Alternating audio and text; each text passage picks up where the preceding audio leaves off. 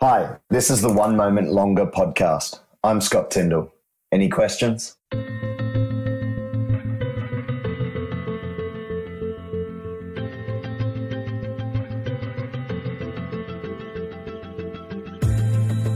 Welcome to One Moment Longer, presented by Any Question. I'm your host, Greg Bennett, and this was a fantastic conversation with Scott Tindal. Listen to the end. There's so much in this one, so many great takeaways. I think you're going to truly enjoy this one. And remember, success comes to those who endure just one moment longer. All right, today I'm joined by a world-leading nutrition coach. He has over 20 years of experience in professional sports, working as a top-notch nutrition coach for both elite triathletes and high-performing executives. He is the co-founder of FuelIn, an app-based personalized nutrition coaching program, and he's been an expert advisor to companies, helping them develop state-of-the-art nutrition products and optimize health and performance. As a member of the Performance Nutrition Advisory Board at IRONMAN, he continues to make an impact in the world of sports nutrition. He's worked with professional sports teams such as the Toronto Maple Leafs, which is NHL hockey, America's Cup, which is Team Oracle USA, the England Lions cricket team, and professional rugby teams. With a solid educational background that includes a postgraduate diploma in sports and exercise nutrition, a master in science in sports and exercise medicine, and a bachelor of applied science in physiotherapy. And he just brings so much credibility and expertise to everything he does. It's an honor and privilege to have him join me. So welcome, and thanks for joining me on the One Moment Longer podcast, Scott Tindal. How are you, mate? I am very well, Greg, and thank you for that. Thank you for that introduction. That's probably the nicest introduction I've ever heard. So. Well, mate, I was like, when I was sort of thinking about it, I'm like, my goodness, this guy's been busy. What's it like getting that read back to you? It's kind of, you haven't stopped. Yeah, it's it's always nice to reflect, isn't it? Take a moment and sort of reflect on what you have managed to achieve in your life, and it is very flattering to hear you say those sorts of things. I won't go on any more than that, but it's nice to hear all the things you've sort of achieved. And well, congrats, mate. Congrats on everything. It's been a lot of hard work, I'm sure. Yeah. Where are you at the moment? Where are you calling from? I am in Sydney, Fairlight near Manly in Australia, so Northern Beaches. My hometown. I grew up in Mossman and then Manly. Yeah, I love it. Living overseas for better part of 20 years, I always said, right, lived in the Northern Hemisphere. When I get back to Australia, got to live near the beach. You know what? I'm going to live in the Northern Beaches, and that's exactly what I did. As soon as I got back, I lived in Manly, then I lived in Freshie. Yeah. Pandemic hit. I couldn't afford to buy in Freshie, so actually, weirdly enough, had to settle for Fairlight, and that wasn't a bad compromise. No, it's such a great part of the world. I'm looking forward to getting back there in a couple of months. It's been probably 5 years, but honestly, Manly Beach and that whole area is to some degree where I learnt my craft as an athlete, swimming in and out of that surf and the breaks there with all the athletes like Guy Leach, and we had a really good squad of us down there. It's just such a beautiful part of the world. So yeah, then it's early there, right? What time is it for you? It's 6:30 now, but I was up we were having a laugh before this about getting up at 5:45, and then you told me your sleep pattern and what you do in the mornings, and you made me sort of shut up. So I wasn't feeling sorry for myself anymore. No. So. To add to that, you're also somebody that's very productive at night, and so I'm just a more productive person in the morning, and I'm useless at night. So, I can imagine you've stayed up a bit later and then forced yourself to get up for this podcast, and I'm incredibly grateful for your time. And I'm sure you'll warm up. We'll wake up as we get going here. Yeah. But I appreciate it, mate. And recently you joined us on the Any Question platform, which has been a tremendous get for the platform, and you're in the nutrition channel. What have been your thoughts using the app so far? Yeah, firstly, I think it's a really great idea, what you have put together with that and your business partner. I think, opening up experts in that easy to digest, and excuse the pun, format of quick, short videos talking, not just about thought processes as much as anything. So it's like Twitter. I guess, and if I can use that sort of analogy, it's like video Twitter in that sense. And you can really get a good sense of what an individual that either is an excellent athlete or an excellent clinician, you can get their viewpoint very, very quickly. So I think it's very unique in that sense. Yeah, I think from my perspective, I just need to get better at recording more videos. So. Well, we'll have plenty of questions after this show, and I'll have to put you on our brand team. Video Twitter is what we can describe ourselves. But you've been busy also building your own platform, FuelIn. How do you like to say it? FuelIn. There's no G at the end. FuelIn. Yeah, FuelIn. You know, that's been, you launched that early last year? Yeah, it went iOS up in September, October last year. Yeah. The year before, actually, 2021. God, we're in. 2021 was it? Yeah, 21. So time flies. Yeah. And it's, you know, the way we look at it, or, you know, when you talk about things, we refer to it as the world's first training-based nutrition app. Mm-hmm. And the reason we say that is because it's the first nutrition app that actually it syncs with the coach's training plan. So whether you're on Training Peaks, Today's Plan, Final Surge, what we do is use API to sync directly with that coach's training program. So now your nutrition program is actually reflective of the work you're actually doing. Wow. Which is very unique in that, you know, usually, you know, whether an athlete sees a dietitian or a nutritionist, they'll be given a PDF, generally speaking, with sort of rules or guidelines as to what to eat and maybe how much to eat and types and things like that. But, you know, it might say on a Monday night, eat some chicken or something like that. Yeah. But what if you've got a 5-hour brick the next day? You're not going to be eating the chicken. You're probably going to be, well, depending on your nutritional philosophy, you might be loading up on carbohydrates in order to practice a carbohydrate load and get yourself ready.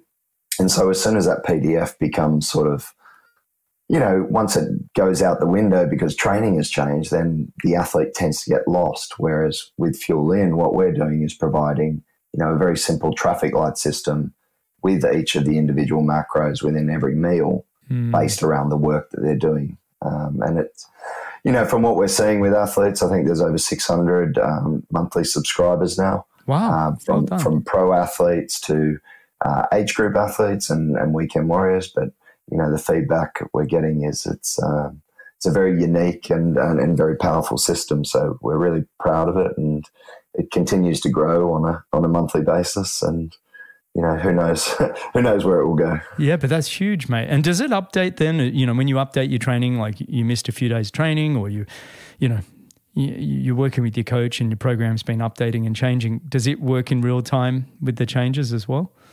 Yeah, so you can actually update Training Peaks in Today's Plan from within FuelIn now. So say you sleep in, say, like, you know, I was meant to do a swim session this morning. Thank God, don't have to do it. Nice. I'll have to do it this afternoon. So I'll just go into FuelIn. I'll tap on it, edit session, move it to 1:30 this afternoon. I'll hit rerun my plan. It will rerun the exact nutrition program for today, and then it will adjust it potentially based on tomorrow, especially if you've removed training volume and stuff like that. So it's very unique in that sense. Very cool. Are you working with outside of triathlon, any other athletes? Richard Thompson, who just won Ultraman Worlds in Kona as well, and he's going for, you know, you talk about crazy things, but he's doing this sub 20 challenge, which is what is that? It's double Ironman back-to-back in under 20 hours. Oh. Yeah. I mean, that was Where's he doing that? Where's he doing it's up in, I would say it's in Cairns. Is it you finish the marathon and then have to jump back in the water? No, so it's all, you know, with Ultraman, how it's a little bit different. They do it over a number of days. They do have breaks in between, so it's not like, you know, continuous, you know, back-to-back, a double Ironman sort of in that sense. But I want to see him finish the marathon and run straight into the water. Yeah, that would be impressive. But, I mean, he is just unbelievable. Yeah. And it's crazy, isn't it? He's an Australian world champion. Talk about his training and what he does and what he's been through, you know, also professionally, but also personally and all that sort of stuff. Like, it's incredible story. Yeah, that's probably, I'm very focused on the endurance world at this point in time and working with triathletes. So, I mean, other pros, but probably not quite as well known, but Rachel Zielinskis. Mm-hmm. She's a ex-USA swimmer who actually has gone pro in triathlon. Unfortunately, and again, I don't know where this conversation will go, but there seems to be a fairly high level of bone injuries at the moment in triathletes, I think, and in terms of probably low energy availability and things like that. Obviously, her background was swimming, so bone mineral density could have been compromised. But I've certainly seen a lot of stress fractures recently, not just professionals, but age groupers. Do you think it's the carbon shoes that they're all jumping into? Or No, I think it's low energy availability. Oh, really? Yeah. Absolutely. Like, they're all going the high fat diets. You mean low carb and running out of energy? Would you go that far? Yeah, I'm not going to blame high fat, low carb, but I mean, certainly when you look at the research as well, carbohydrates. We were talking about this the other day. I mean, just eating carbohydrates post-session can have a positive effect on bone mineral markers in terms of improving bone formation and reducing bone catabolism. So you imagine if you're on a very high-fat diet, low carb, not eating any carbs post-training session, or, people who are subscribing to a lot of this long-duration fasted training, over time, and even in the acute phases, it could be detrimental to their bone health. So, again, it's like it's probably low energy availability as the crux of it underlying all these issues. And then you throw on top sort of these different nutritional strategies that I think just is amplifying this effect. So, yeah, we're seeing, we tend to get DEXA scans, or we recommend DEXA scans for all athletes who join the program. Mm-hmm. That's to check bone mineral density along with body composition. Mm-hmm. What we tend to see is, definitely lower than expected values on the T-score, which is, a score of less than -1 is certainly pushing towards osteopenia, and then less than minus, I think it's 2.2 is getting into osteoporosis. And I've seen levels of, -2 fairly frequently. Wow. In athletes, in spine or in left hip. And it is a real concern. It's amazing when you talk about, I mean, you mentioned the swimmer. I always, for the longest time, the 30 years I was actually in the sport, a lot of these athletes would come from swimming backgrounds, and the swimmers, what I found is they had the biggest heart and lungs, but their body couldn't keep up with the heart and lungs when it came to the running. And the amount of times I saw swimmers breaking down quite often just because the chassis couldn't keep up with the engine. They developed this monster engine. It just took a long, long time for the body to catch up. But now you're talking about, okay, there's that, plus the way that people are fueling. It's like a double whammy. It's funny that, isn't it? Because that non-weight bearing to weight bearing. And so the bike isn't such an issue either, because it's technically non-weight bearing in that sense. So they can get through the swim, they can get through the bike. But then, as you say, and if you've been swimming your whole career, your bone mineral density is probably compromised. Yeah. And then they're trying to do running, trying to get their volume up. They probably do pretty well in the sprints and the Olympics, and then they decide to go to the 70.3 or full distance. Suddenly it's a lot more volume, a lot more load on the body, and as you say, they break down. And, so, yeah, look, Rachel and I have started working together. I think she's a fantastic human being, and I think that's awesome. From all reports, a fantastic athlete and some real potential. So I think if we can get her as healthy as possible, I think you'll see her name come up in lights over the next period of time. Young girl, Lottie Lucas, she's based in Dubai. She'll hopefully, crack into the top. She's said top 50 for PTO, but probably get into the top 20, I think. She came third in Philippines on the weekend. So, yeah. Good man. I love that you're invested in all these people, and I think it's, they're lucky to have you. Quick mini break to tell you about Any Question, the place where you can go ask world-leading experts questions, and it's all free. We have over 1,000 experts across 30 different channels, and Scott Tindal is there. You can go to anyquestion.com/Scott Tindal and ask him follow-up questions after this podcast, and he'd be more than happy to answer them for you. So go check it out, anyquestion.com/Scott Tindal. Let's do this. I want to rewind the clock and understand you and who you are a little bit, and your journey and finding your passion for performance nutrition and medicine and everything else that you've been involved in, physiotherapy. When did your enthusiasm for sport and performance all start? Yeah, I guess, my background, I played rugby actually. So I got sent away to boarding school for my sins probably. I lived in the country down near Holbrook, near Albury, Wodonga. That's where I grew up. So I guess I played rugby a lot and then got injured a lot. Yeah. So I ended up in the physio table quite a lot. And, I had knee reconstructions, I had ankle reconstructions, I've had all sorts of things. So I guess that sort of, stoked the fire for physio. So I, got a decent mark in the HSC and did physio, loved it. And then I had an English girlfriend and decided, I busted my knee and thought, done my ACL rehab, played a bit more rugby, wasn't going where I wanted to, and headed over to England. And that sort of started a cascade of, I guess, working in England in private sector, private hospital there. And then they thankfully, very gratefully, paid for my master's in sports exercise medicine at the University of London. So I did my master's there and sort of got through it, accelerated, actually enjoyed it because I think I wanted to do it. So I got through that in a year and a half and graduated with distinction, which was surprising for me. And that sort of opened doors. And Pat Howard, who's an Aussie, very good rugby player, former Wallaby, he was coaching Leicester Tigers at the time. Mm-hmm. And somehow, as you mentioned, everyone knows everyone. He got wind that I'd finished a degree and was looking for a job. And so he invited me to come up to Leicester, which is in the Midlands of England, and interviewed me, and they offered me the job with the first team. So next thing I was, living in the middle of England, working with, at the time, they were English champions and European Cup champions. We had Martin Johnson, Martin Corrie, Lewis Moody, Martin Castro-Giovanni, Jordan Murphy, Alessandro Tuolangi, the whole team the whole English team.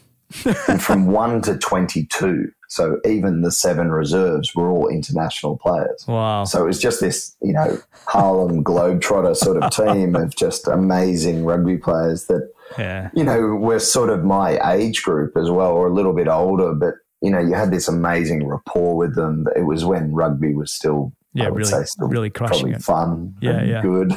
And so I spent a lot of time, a lot of injuries. So, you got very good at your craft in terms of rehabilitating and looking after athletes. And, those athletes, even that was back in 2006, I'm still, Lewis Moody is still, I would say, one of my great friends. We spent, probably because we always laugh, of the 3 years I was there, he was probably out for a year and a half. He's on your table the whole time. Oh yeah, he had hip surgery, he had an Achilles rupture, he had bilateral shoulder reconstructions. You name it, he had it, and which was probably testament to the way he played rugby. But it certainly accelerated, the way in which you approach sports medicine, I think, and then to just on that, I remember at the time, Matt Lovell was a performance nutrition coach who was working with Clive Woodward with the England team when they actually won the World Cup in 2003 in Australia. And he spiked my interest for nutrition because we had some nutrition modules in my master's, which were fascinating. And I was like, oh, that's really interesting. I can see the link between nutrition and how you could get better results in terms of physiotherapy and sports medicine. And he was working with the Tigers and he was doing sort of pretty weird stuff. I think I look back at it now and it maybe wasn't all completely science-based, but he certainly had some interesting philosophies and got the athletes to buy into it, which I think was as much anything, when you get an athlete to buy into a program. It's amazing. It's amazing. Like it doesn't have to be the best program. The brain is absolutely incredible of what it can do if you can get people to buy in. I mean, have you got any examples you can share that are a little bit? Yeah. I mean, it was steak for breakfast.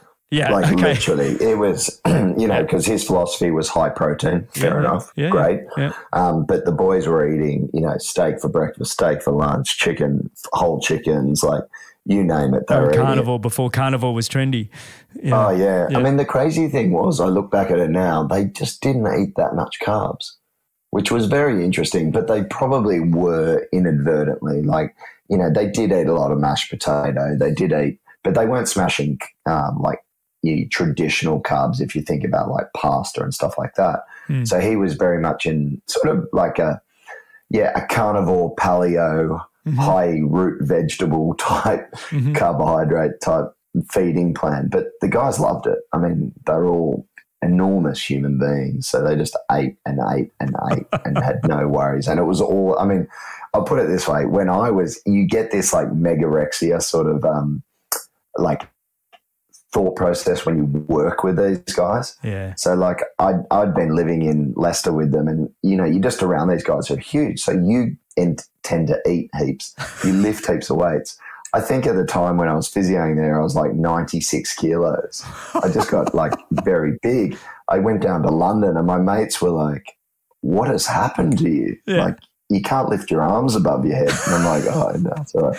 That's about 210 pounds, I think, 215 pounds. Oh, yeah. And like, I'm not that, I'm like 183 centimeters, so 6 foot. So like, it was big for me. And, you go full circle now, I'm working with triathletes and I'm now 70, I'm just under 79 kilos. Like, I've lost, nearly 20 kilos. You fluctuate. The difference is like, as a physio, when you work in team environments, you saw these extraordinary results in terms of accelerated rehab, and you think you're a good physio. What you don't realize is the strength and conditioning team, the dietitian or nutritionist that's there, the coach, everyone that's having that input is actually, that's what's making the athlete return at a rapid rate. And so you then, I left Leicester, I went down to London, I set up a group of sports medicine practices in London. And I was like, why aren't my results as good as what was happening in Leicester? Interesting. Yeah. And then it dawns on you, well, they're not getting the strength input firstly. So like, physio, classic physio, physios just generally aren't very good at prescribing true strength for an athlete. So then I started building, the network around me for strength and conditioners for athletes who are injured to go and work with them at the same time. But then it was like, well, if you're not eating the appropriate amount of fuel, then your injury is never going to recover.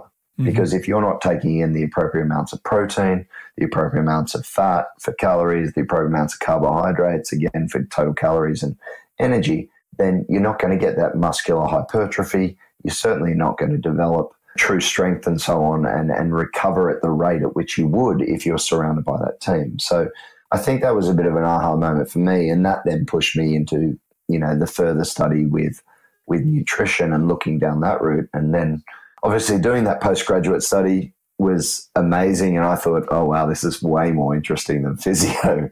So I started getting really sort of involved in that, and that then opened the door for the job with Oracle Team USA. Yeah, that was amazing. Tell me about that. How did that all come about? Somebody reach out to you, or was it an applied job? Yeah, a guy called Craig McFarlane, who affectionately known as Oscar, he actually used to work at Saracens Rugby, and so I knew him through just, opposition, I guess, and having a bit of chit-chat, being a Kiwi and me being an Aussie, we'd always have a good chat. And then he worked in the one where they beat the Kiwis in San Francisco. Right. So I was meant to work at that cup, but I couldn't get registered as a physio in America because it's a nightmare. Yeah. And so they did that cup, they won, and then as soon as they won, he rang me and he said, mate, next one's in Bermuda. I think you're going to be all right for that because it's an English colony. It's a British colony. So he then called me and he said, like, would you do it? And I was like, oh, hell yeah, that would be amazing. So he said, do you want to be head of sports medicine? And I was like, wow, that's incredible. And was that the team with Ky Hurst on? Yeah, Hursty, you know Ky. Yeah, so Ky's been on the show and he's a good mate of mine. Yeah. That's why he's one of the grinders. Legend of a bloke. Yeah, you talk about an engine. Oh my I think God. The greatest waterman in the world. Oh my God. Just unbelievable. His lung capacity. It's huge. I mean, again, I could digress here. Like, I remember we used to do swim sessions in the pool. We do them I think it was every Tuesday or Wednesday. And he'd literally have a kickboard and be just cruising down the pool. And there's like a wake in his back, like behind his feet. You could literally surf off it. Yeah, listen to his show. Listen to his episode and he tells all these stories. He talks about you guys on the show and the America's Cup and how he had you all in the pool. And for anybody listening to this, please go back and listen to Ky Hurst. He really is one of the greatest watermen, I think, in the entire world, and what he can do from 3 different sports, from surf Ironman to swimming at the Olympics in the 10K to America's Cup as a grinder, and just a phenomenal human being too. But keep going, mate. I just wanted to give him a little plug. I mean, he lifted the attitude of the guys to grinding and their approach to cardiovascular fitness. Yeah. He lifted the bar. He raised the bar. Yeah. And he was the benchmark, and he just was phenomenal in terms of how he approached that. So, I have the utmost respect for Ky and what he did for the team. That's unfortunately, awesome. we didn't win, and that was probably more due to the equipment.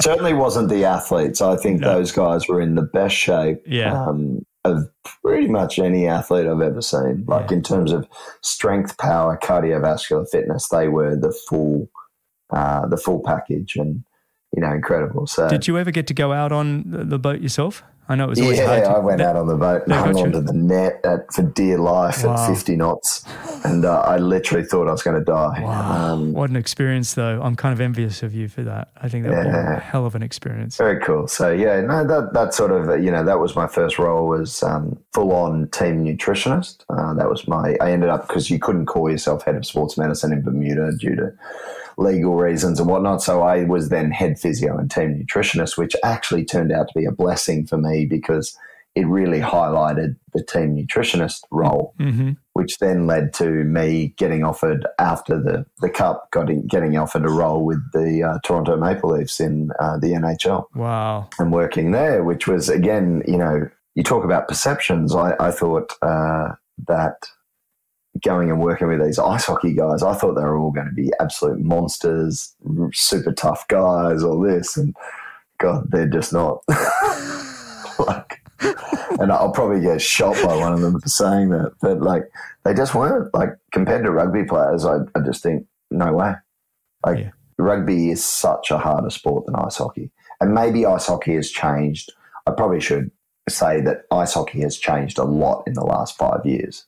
In terms of a focus on speed and skill versus just destroying each other with fights and big hits. That's what the crowds want.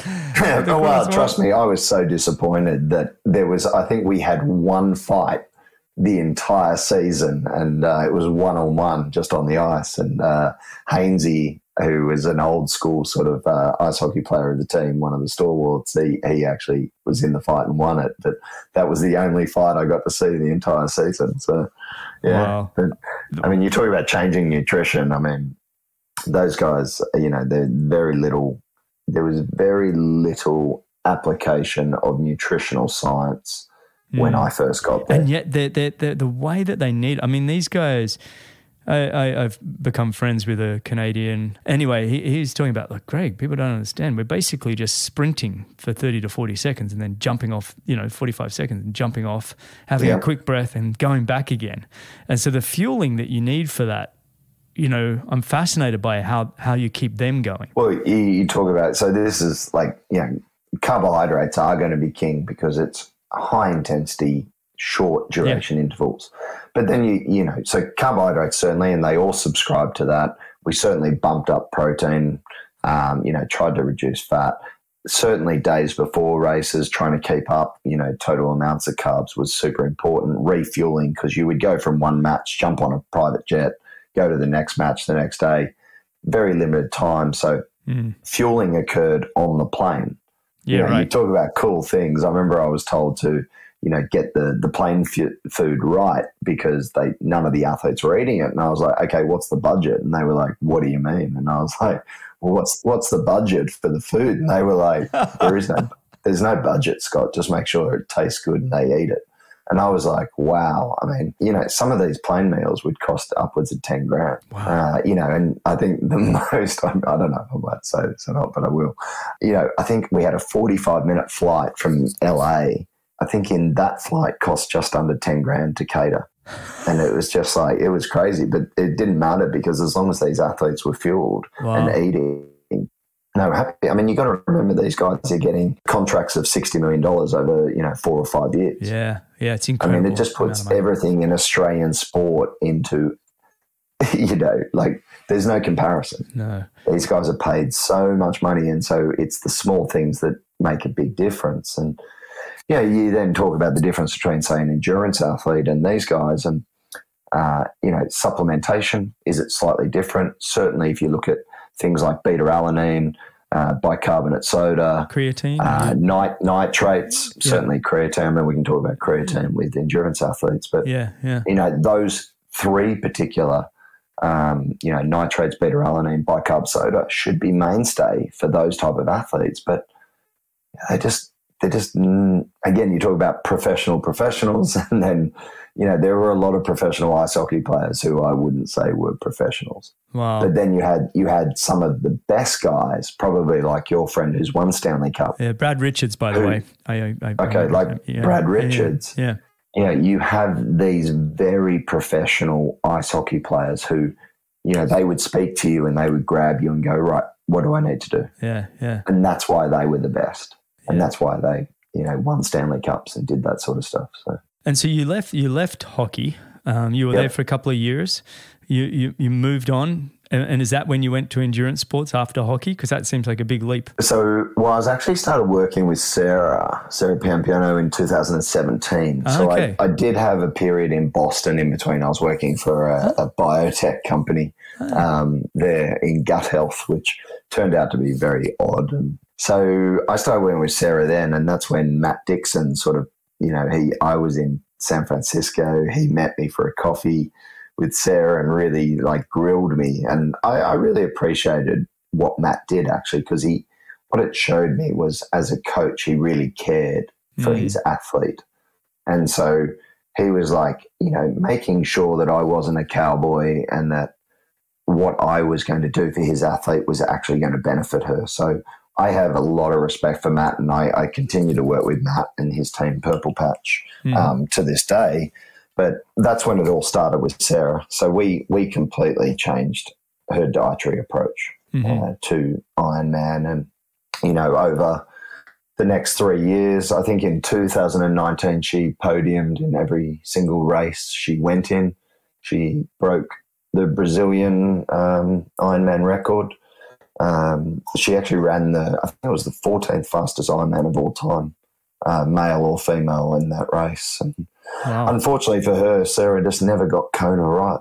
And it destroyed. Oh, it was so frustrating. It's an unusual one, isn't it? I mean, now they're going to be swapping Kona every second year, and they're going to be having different. Which, look, I'm not really arguing for or against, but I think it does allow. There are some athletes that, for whatever reason, Kona is their kryptonite, and it may allow us to see those athletes have an opportunity to be a world champion, being outside of Kona. I think so. I think the conditions in Kona, I was in Kona last year, the conditions are bloody hard. Yeah. When it gets hot, it gets really hot. But the men had a great day. Mm-hmm. It was overcast. There was a little bit of light wind. It wasn't that hot. I mean, the conditions just lined up for records to be broken. I guess it's luck of the draw, isn't it, when you're out there? I think back to my generation of athletes, Chris McCormack and Craig Alexander, both two good mates of mine. And it took Macca 6 attempts and he got it on his 7th. Yeah. And yet at the time I would have said he was probably arguably the world's best Ironman athlete, but he just couldn't get Kona right. Whereas someone like Craig Alexander, Crowy, Yeah. I've never raced against a better athlete in heat and humidity than Craig Alexander. It was unbelievable. It was almost like in his DNA. And so, the first time he rocks up to Kona, he gets his third and then boom, wins, boom, wins. It's like it was his – he didn't even do too many other Ironman. I mean, he did not as many as Macca is my point, but he was just naturally going to always be very good at Kona.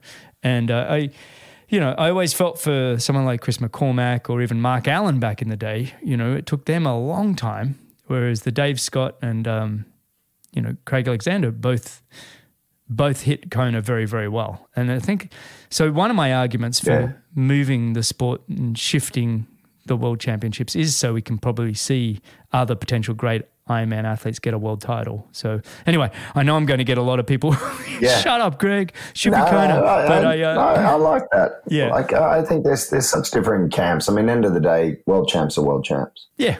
Like, I know there's this, and look, I'll probably get ripped because I'm coming into the sport relatively new.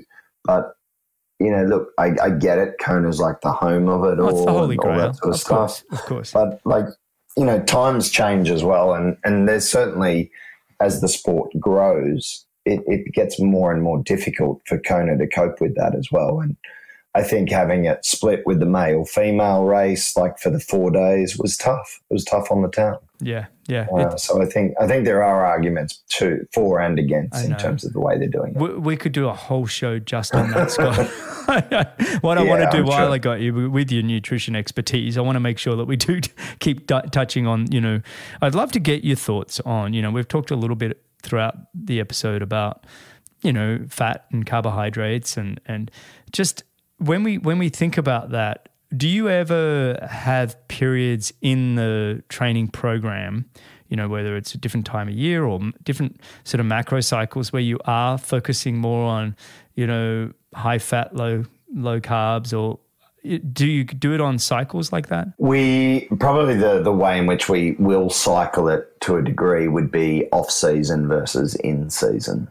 Certainly in the off season, athletes will be prescribed, again, depending on their purpose. If their purpose is body composition, then there could be the argument to reduce total carbohydrate intake, increase the amount of fat, but obviously keep protein fairly high. But I guess this is where a lot of people there's a misunderstanding. Like the difference between being a good fat burner and losing fat, it's a different system and it's a different scenario. To lose body fat, you still have to be in a caloric deficit. And I think a lot of people get confused with that. They think, if I eat a lot of fat, I'm going to become a really good fat burner and therefore I'm going to lose body fat. Not if you're in a caloric surplus. Yes. Sorry, I'm only laughing because sometimes common sense is just... Yeah, go. But like you laugh, but everyone's like, what do you mean? If I eat a heap of fat, don't I lose a heap of fat? And you're like, no, you idiot. Like it's science. Like, and the propensity to store excess fat is increased when you're on a high fat diet. And when you're on a high carbohydrate diet with low fat, the propensity to store fat is actually reduced. But then it comes down to, are you in a caloric surplus? If you're in a caloric surplus with either of them, you'll probably put on fat. Well, you will put on fat. You'll gain weight. But if you're in a caloric deficit, you will lose weight. And if you're then consuming large amounts of fat and very low amounts of carbohydrates, yes, you can increase your ability to utilize fat as a fuel source. So that fat oxidation rate will go up over time and potentially over a very short period of time, like 5 days. 5 to 7 days on a very high fat diet, low carb diet will increase fat oxidation. We know that. Does it have an impact on performance? That's, I think, the equivocal type of, research that we're still seeing. Like, it's just not, we're not seeing it that it is like, you can maintain high amounts of fat oxidation post coming off that high fat diet as well. Even by bumping up carbohydrates, you'll see this maintenance of higher amounts of fat oxidation, but you won't necessarily see improvements in performance. But again, some of the performance metrics have maybe only gone to 2 hours in terms of assessment. So we don't necessarily know what it's doing to performance. But we also know that if you go on these high-fat diets, it can blunt your ability to utilize carbohydrates at the higher intensities, and that will remain as well. So, it's super tricky, isn't it? I did a lot of that right towards the end of my career, 2015, 16. I was fading out as it was. But I would do these, I was trying to experiment with this and, had the higher fat, low carb and even the fasting, long rides and runs. I go for a 5-hour ride in the Colorado Rocky Mountains and get off and run an hour and do it all on 3 bottles of water and some electrolytes. And it got to the point I felt fantastic. Oh, wow. Like it was really, I felt good, like I could do it, my point. But then I was still trying to get ready for some Olympic distance races and still find that power and speed. And I couldn't get us out of third gear. I was stuck in third gear and I'd go to run like a 3-minute effort, in training. And it was just like, the body was saying, no, you've done this to us. But I guess I want a follow-up question. When I think back, and again, a bit of self-experimentation with the higher carbohydrate diets, there was an impact that I did notice, sort of what you'd call like those insulin spikes and drops. So how do you mitigate that kind of a experience if you're having a higher carbohydrate diet? Well, are you saying in terms of like you noticed, like I noticed it, yeah. If you're measuring blood glucose, did it go up and then you saw it come down? Yeah. So that's normal. That's a normal physiological response. The body shoots out insulin from the pancreas that reduces blood sugar. It drives that glucose into the muscle. That's what's meant to happen. But what about, so when we're talking about racing, and if you're doing that in a race, because the experiences I had when I only did a couple of Ironmans really when I turned 40, and I was like, okay. And just a couple. And I did very little science. I was like, I can do this easy, piece of piss. Here we go. I was very arrogant and delusional. But I didn't spend a lot of time on understanding fats. I had a very high protein diet, that's for sure. But for race day, I had, all these sort of sugary drinks. I won't name brands. And I felt like the whole day I was going through these moments of feeling fantastic to feeling absolutely rubbish. So say I was coming to you to work this out, what would be the first things you'd want to work with me on? Well, I mean, it depends on, again, what level. I mean, if you're working one-on-one, you can go a little bit deeper, and that's, I guess, the point of having human-to-human contact. I mean, I'll have Boo talk about this, isn't it? The human-to-human contact, and that's coaching. Yeah. And I guess that's the difference with any of these things is like, FuelIn, all the athletes on the program get not the same program, but the same level of service in terms of that personalized program based on their training. Right. I guess the difference as you move up the tiers in terms of coaching levels, and obviously with that comes a little bit more cost, is what we would be doing now. So talking to you about things like, oh, look, I feel like I get this real drop in energy. And then it's like, okay, well, let's look at what you're actually doing during the racing period, or what you're doing more importantly, probably in your training. And you're like, oh yeah, I have 1 gel every hour. And it's like, so you're having 30 grams of carbs an hour. And you're like, yeah. And I feel really good when I have it. And then I get this real drop in energy. And it's like, Greg, you could be having 120 grams of carbs an hour. And so if you can sustain, if you can keep blood glucose potentially at a steadier rate, and will be certainly higher than what would normally be prescribed to, say, a lay person just, walking around. But if you can take in larger amounts of exogenous carbohydrates in combination with potentially loading up, day or day before, plus total calories throughout that every hour, you're probably not going to get those drops in energy, and you're going to feel a hell of a lot better. So maybe what you were doing was just under-fueling for the work you were doing each hour. Yeah. And that generally is what we see with the athletes, especially these high-performing athletes, whether they're a pro or an age grouper, is they'll come to us and they'll say, oh, yeah, no, I take in heaps of carbs. And then we'll do what we call a carb capacity test, which is, it sounds fancy. It's just a label I gave it. But it's, recording what you're eating and drinking during training. And then you obviously divide it by just the total amount of hours, and then provide yourself with how many grams of carbohydrates per hour are you consuming. And then you suddenly look at it and go, well, you're only consuming 30 or 40 grams an hour. You're nowhere near your capacity. in terms of what you could consume and what that could look like in terms of performance outcome. I mean, I look back personally and you could have a coach, but I actually think having a nutrition coach, especially in endurance sport, honestly, I think is almost more important than a coach in itself.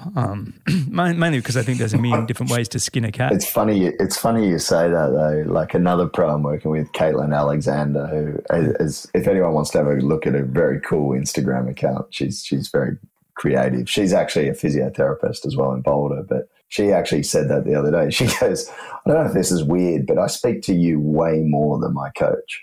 I don't know. I've had that many coaches on the show. And obviously I coached myself for many years and I had many of my own experiences with coaches. And honestly, it's just like do as much work as you can, peer over the edge, try not to overdo it every now and then you're going to overtrain, step back. And if you're not overtraining, sometimes you probably don't want it enough. There, I said it. I'm going to get abused for that too. Hey, you will get abused for that. But there's nobody that's hitting greatness in this world without peering over the edge and stepping over sometimes, right? I mean, you've got it. And but I almost think what you need to be able to sustain it, because everybody, I ask people, what's the one thing that you could give advice to listeners, and they're like consistency. And so that's the number one word, consistency. I'm like, okay, well, yes, you can have a program that is potentially going to make you consistent, but the fueling, the ability to keep turning up day in, day out has to be, it's like driving a car. It's like saying, well, I got the best engine, the best chassis, beautiful car. I'm going to drive it every single day. Well, you're not going to drive it every single day if there's no fuel in the tank, are you? Correct. I couldn't have said it better, mate. But do you know what's really funny though? Is like people then get the program and they think it's going to be some crazy diet. Like that, like is, they've got to do this, they've got to do this. It's like, do the bloody basics. Like, are you eating enough protein to support your body in terms of recovery? No, you're not. Like, and again, I'm not saying it's just women, but women athletes will under-consume protein like 90% of the time. Interesting. They'll come in and they're consuming something like 80 grams of protein, maybe. Yeah. Some of the older women who probably need even more. Well, don't they lose about 3% a year in terms of the ability? What did I see the other day? Sorry, I'm going to bastardize. I'll let you keep talking. But basically, women in terms of their muscle mass are losing about 3% a year over, I don't know what the age was. Might have been over 50. It's not women. It's men as well. From the age of 28, we're in this downward spiral. Jeez. So the process of sarcopenia. I'm screwed at 51, mate. I'm screwed. Yeah. It's over. But the crazy thing is, like I got sent, so the CEO of a company called ChargePoint, Pat Romano, he sent me a photo yesterday, 10 years ago, and he's this fat, chubby, like triathlete, sends me a photo of him racing down in Puerto Rico. The guy is absolutely shredded, like just absolute beast now. He's running his Ironman and 70.3 times have improved from 10 years ago. Good on and him. He's just like, I love that. I'm just a different human being. And it's because we got his carbohydrate intake correct. Okay, we managed his fat, whatever. I think for endurance athletes, honestly, everyone goes on about high carb, carbs and fats. Get your protein right. I agree. I love that. Protein is so important for athletes and endurance athletes. And I think it's really cool because they are coming around now. But athletes, certainly, of all our athletes, they're like, oh my God, like this is crazy. I feel so satiated, but my recovery is better. It's not going to make you necessarily look in terms of like the difference between fat and carbohydrates in terms of actual performance outcomes that could be measured, say, through, time trial, time to exhaustion, stuff like that. Very different. But in terms of protein and its role in endurance athletes, it's the recovery. And that, like from a muscle perspective, from a bone perspective, from a cartilage, from a ligament, like, immune system, hormone regulation, enzymatic, like that's where protein makes the difference. And again, like you look at all the research into total amounts of protein, and a lot of the research, like Kevin Tipton, who else would I touch on with? Van Loon, all these guys that are talking about muscle protein synthesis. Their focus is purely on muscle protein synthesis and muscular hypertrophy in resistance trained athletes. And so, yes, that amount might be around 1.6 grams per kilo of body weight. But with an endurance athlete, you got to think beyond that sort of myocentric perspective and be thinking, well, hold on, this athlete's doing things that like normal people don't do. Yeah. And the load on the body is extreme. So it's net protein balance, which probably becomes even more important. And so you've got to, I 100% prescribe way above 1.6 grams. Like probably at a starting point, we're probably looking at 2 grams per kilo body weight. And for some athletes, they might be up 2.5, 2.6, even up around 3 grams per kilo body weight, depending on total training load. But it has a positive impact. Just for reference, what's a breast of chicken? So 100 grams of chicken will give you around 20 grams of protein. Okay. So people can so they can get their head around what the numbers you're talking. It's always good to just have an idea. So think about it this way. Whatever you weigh in pounds is generally a good target to start for grams of protein. So if you weigh 120 pounds, aim for around 120 grams of protein. Now, the caveat to that is obviously there are lighter female athletes, especially in endurance sports. I usually say to them, at a minimum, 120 grams. So even a 100-pound athlete, I might get them to eat more than that. So maybe it's now up into 2.5 sort of grams per kilo body weight as opposed to 2.2. It's interesting you bring up all this on protein because my wife, Laura, multiple Olympian, world number one, and had a phenomenal career. She always was the one responsible for our nutrition in the house. That was that's her passion. And we had such a high protein diet, and this was 20 years ago now, where we really leaned in and really focused on it, and it was.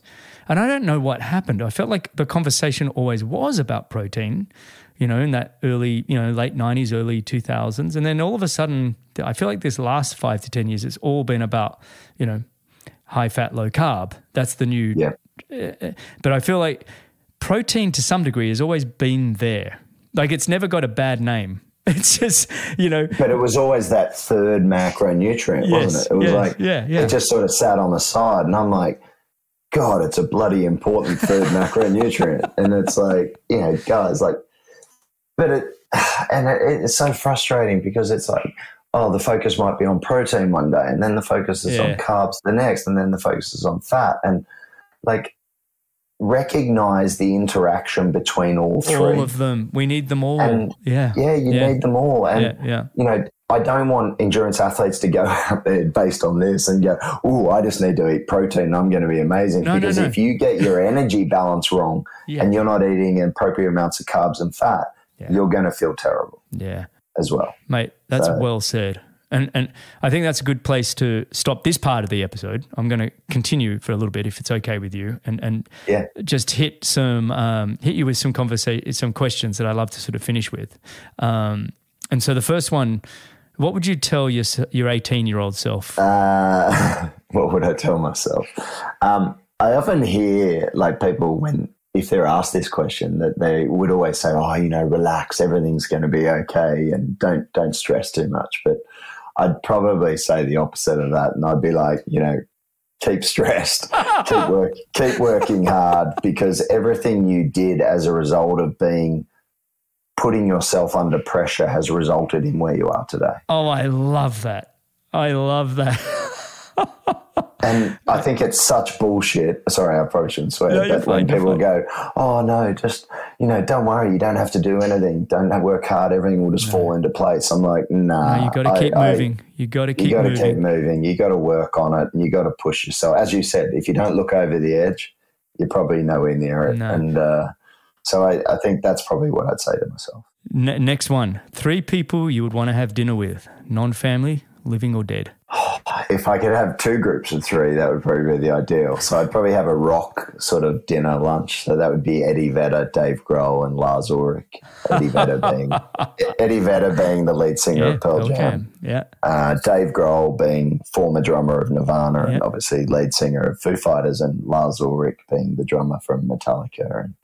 And you can obviously get a sense of my your music taste, mate. I think you and I could 90s. do many bike workouts together in the garage, mate. I think that, 90s sort of rock. So yeah, that would be that. But then I think if I was going to have a dinner where I'd maybe invite my mum or dad or other guests of that, or maybe my partner Mel, I would say Eddie Vedder still. My son's middle name is Eddie, which gives you an indication of how much I love Pearl Jam.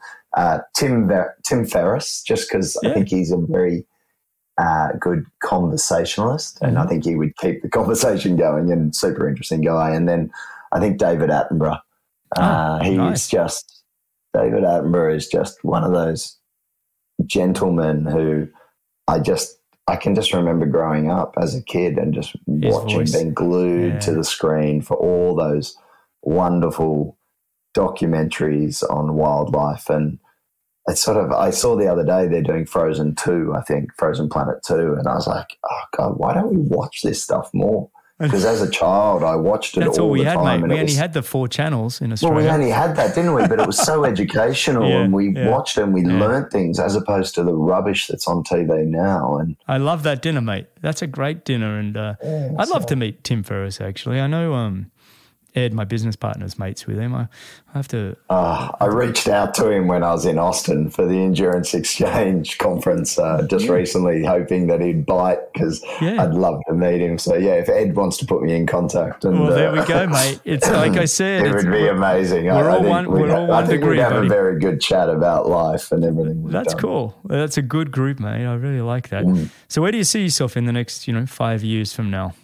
I honestly still see myself as a co-founder for FuelIn. Nice. Yeah. And I see the business like just growing. And I think the big view for it is to extend that ability to provide training, that training-based nutrition, not just to endurance athletes. We picked a very bespoke niche group of athletes, which ultimately is 3 sports in one.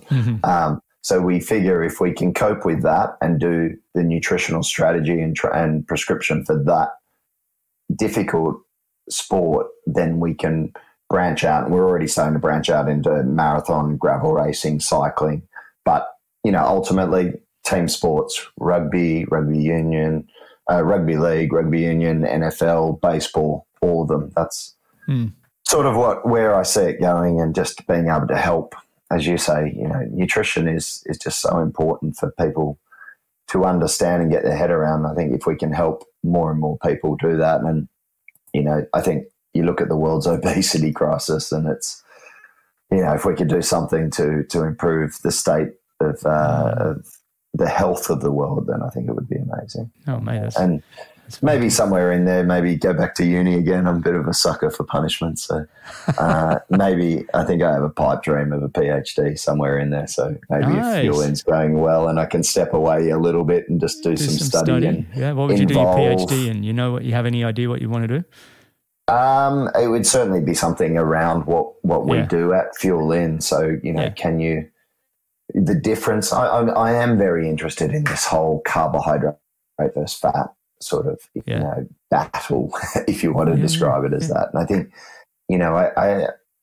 I listen to the experts and their point of view from a fat metabolism versus a carbohydrate metabolism, and we're not quite there yet. No. And anyone who says we are there is full of shit. Yeah, they're reaching to jump into conclusions. It's an evolving science, and I think we've all got to be prepared to sit back and say, this is what we know at the moment. This appears to work, but there is potential for things to change, and I think that will come with time. I love that you've got that open mindset.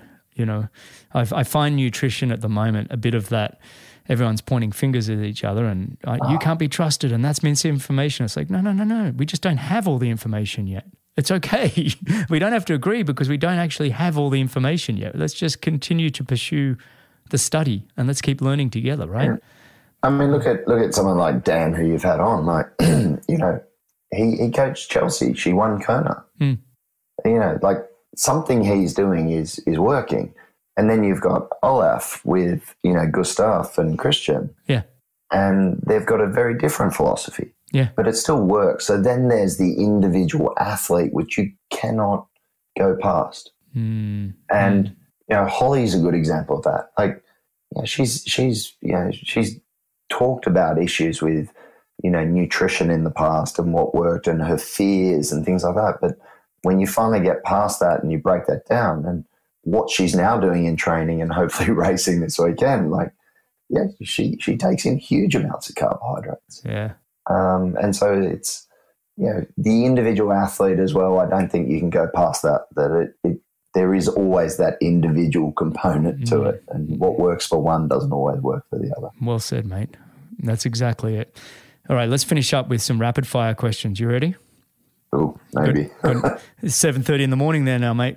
You ready to go? No, it's late. Coffee's kicking in. Let's go. Okay, one book you'd recommend? Atomic Habits. I love it. 2 most used apps on your phone? FuelIn and WhatsApp. Nice. Toughest race you've ever done?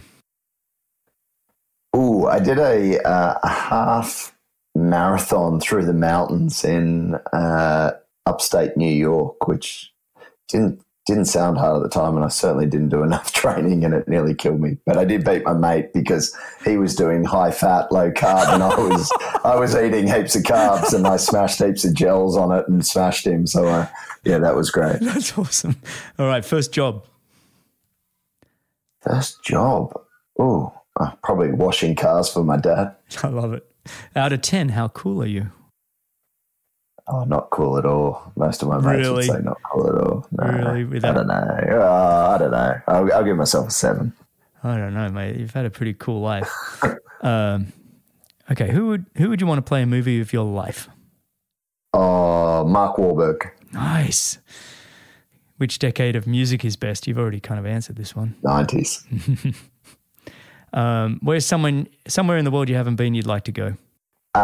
Sort of that West Africa region. So Guinea, Sierra Leone, Nigeria, all around there. Wow. I've done all the other parts not all the other parts of Africa, but I've been all around there. We haven't even touched on that. I took a whole year off traveling just before COVID and saw many, many different parts of the world, which most people don't go to. So love traveling. You got the timing of that, right? Yeah, exactly. All right, last one. Greatest movie of all time? Ooh, greatest movie. I'm a massive Star Wars fan, so probably the originals. What was that? 4, 5, 6, I'd probably say. But I do love, and this is really weird, but I do love the film Rudy. Oh, it brings you to tears every time. I tried to get, so my partner, Mel, she's a bit younger than me. I always try and get her to watch like old movies. Yeah. She's like watching Rudy and she's like, this is terrible. I'm like, what do you mean? And she's like, it's terrible. I do love that film. I make Laura watch all those things. So my favorite movie of all time is Chariots of Fire. You know, great film. That was kind of my inspiration through the 80s, you know, and running. Yeah. And I was talking to Bill Gerber, who's on the Any Question app and a good friend of mine, Hollywood movie producer. And I told him that. He's going, oh, look, good movie, but it hasn't aged well. I'm like, what? I've got this, you know, and he actually votes at the Academy Awards and everything. I mean, the guy's like, he's legit. I was like, oh. So hasn't aged. I stopped talking to him. At least he didn't say that about you, so that's fine. So, yeah. Oh, mate. Well, this has been a real pleasure, Scott. Thanks so much for coming on the time, and just this was just a really fun chat. And I'll be down in Sydney in about 12 weeks, staying in Moscow. So we might have to catch up for a coffee or something. Definitely, I'd love that. Or a beer or whatever. But mate, I really appreciate you. Excellent. Thank you so much, Greg, for having me. Fantastic. And everybody listening, you can find all the show notes and timestamps and everything else at bennettendurance.com/media. Thanks a lot for listening. If you've enjoyed the show, your support would truly be appreciated. You can visit the Patreon page, or you can subscribe with your podcast app of choice. Don't miss the next episode, so subscribe and be notified. For show notes, if you want to know more, please visit bennettendurance.com. I'm Phil Liggett, and on behalf of Greg Bennett, here's to the next time, and I hope you will join Greg again very soon.